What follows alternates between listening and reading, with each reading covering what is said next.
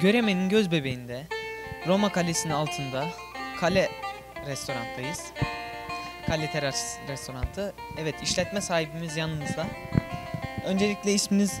Merhaba, hoş geldiniz. İsmim Murat Mumcu. Kale Teras Restoran'ı işletiyorum. Evet, dediğiniz gibi aile şirketimiz burası. Kapadokya'nın merkezi Göreme'nin tam biz de göbeğindeyiz. Yemeklerimizi herkese yedirmeye çalışıyoruz. Evet, bize de yemek tattırdınız. Çok güzel gayet gerçekten de. Yani tavsiye ederim size de. Kaç yıldır var burası? Yaklaşık olarak 15 yıl oldu. 15 yıldır ailece restoranımızı işletiyoruz. Buraya çok turistler geliyor mu? Yani burayı mı tercih ediyorlar? Şimdi zaten Kapadokya'nın merkezi Göreme olduğu için Göreme'de daha çok şu an kış itibariyle Kore ve Japon ağırlıklı müşterilerimiz var. Ama onun dışında Kapadokya bölgesinde hani diyemeyiz ki şu ülkenin insanı gelmedi diyemeyiz. Bütün tahmin edeceğiniz bütün ülkenin insanları Kapadokya'ya geliyorlar. Peki yemeği genel olarak beğeniyorlar mı? Yani tabii şimdi Kapadokya'nın özel testi kebabı olsun, işte kiremitteki yemeklerimiz olsun, buradaki yemekteki o baharatlar olsun, onların damak tadına da uygun oluyor. Bölgenin yemekleri zaten hani Türkiye'de meşhur, testi kebabımız olsun, işte saç tavamız olsun, köftemiz olsun. Onlar da bayıla bayıla yiyorlar. Peki. Teşekkürler. Şimdi birkaç turistimizi reportajlayacağız.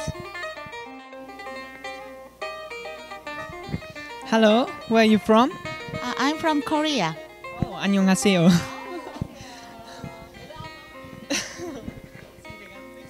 Merhaba. Very good. How was the meal? This soup is very çok güzel. İyi. 저희 카파도키아 처음 왔는데 항아리 케밥 먹으러 왔거든요. 근데 항아리 케밥만 주는 게 아니고 숲도 주고 샐러드도 준다고 해서 깜짝 놀랐어요. 맛있어요. Delicious. Okay. How did you find Cappadocia? First I was this calm Cappadocia. This country is very amazing because this view is very beautiful, and then view. So I hope will be better tomorrow. That means you didn't travel a lot. Yes. First day, and then tomorrow we will be Balon tour, and then Rose Valley, and then Red tour. So very interesting. Yeah. Okay. Is this your first time you came to Cappadocia? Yes, first time. And the first time you came into Turkey? Turkey, Istanbul first, and then Safranbolu, and then Ankara, and then Cappadocia. Thank you for the interview. Thank you. Thank you. Evet, Kapadokya Sesi takipçileri, tekrar iyi günler.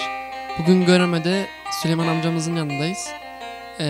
Ona kış hakkında, eski kış hakkında, kışlar hakkında sorular soracağız.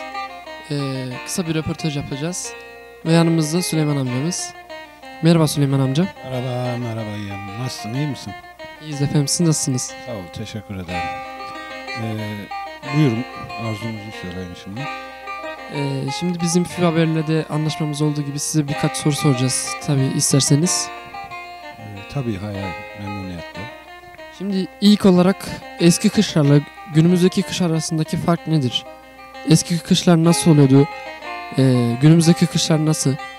Onu bize kısaca bir açıklayabilir misiniz? Eskiden kışlar tabii şimdiki gibi değil de daha fazla kar olurdu. Komşu komşuya gidemezdi. 1 metreye yakın kar yağardı eskiden. 2 gün, 3 gün böyle aralıkla giderlerdi konuya komşuya. Fakat son 25-30 senedir eski kışlar yok yani. Şimdiki kışlar 10-15 santim kar yağıyor. O da 1-2 gün yatıp kalkıyor. Biraz bugünlerde ayaz var. Son 2 gündür. Onun haricinde eski kışlar yok tabii. Peki soğuklar nasıldı? Hani fark olarak? Tabii önceden 35-40 sene önce kışları soğuk ayaz oluyordu. Sıfırın altında 10-15 derece, 20 derece oluyordu. Ama çok uzun boylu değil. Haliyle 2 gün, 3 gün, 5 gün böyle aralıklı birkaç defa yapıyordu kış boyunca. Şimdi ise eski kışlar yok sayılır. Son 2-3 gündür işte biraz ayaz kış var. Eksi 14-15'in üzerine çıkıyor. Son ayın 8'i ve 7'si arası. Ama tabii ileride ne olur onu Allah bilir. Eski kışlar yok şu anda. Peki soğuk turizmi etkiliyor mu? Soğuk turizmi etkilemez. Zaten gelmiş Kapadokya'nın misafirler mecburen gezecek. Ama yağışlı havalarda tabii etkiler biraz. Balona uçamaz, bölgeye gezemez. Haliyle yağışlı havalarda biraz etkiler. Peki şu anda sezon kapandı, turizm sezonu. Şu anda kış sezonuna girdik. İşler nasıl? Hani sizin amacınız nedir? İşler tek tük olur. Tam kesilmez. Şimdi Koreli, Japon, Çinli falan geliyor bu ara. Ama tabii yaz gibi olmaz. Kış sezonu. Her mevsimin kendine göre bir güzelliği var. Bazen mesela misafirler kışı seviyor. Kışın da ayrı bir görüntüsü var Kapadokya'nın. Daha güzel yazdan. Peribacaları, bu karla kaplı olan peribacaları daha güzel gözüküyor. Onun için kışı da tercih eden yabancı ülkeler var. Mesela Japonya. Japonya ekseriyi kışın tatil veriyor halkına. Kışın günler kısa olduğu için onlar kışı tercih ediyorlar. Çin, Kore takvim değişimine göre kışa dek getiriyor.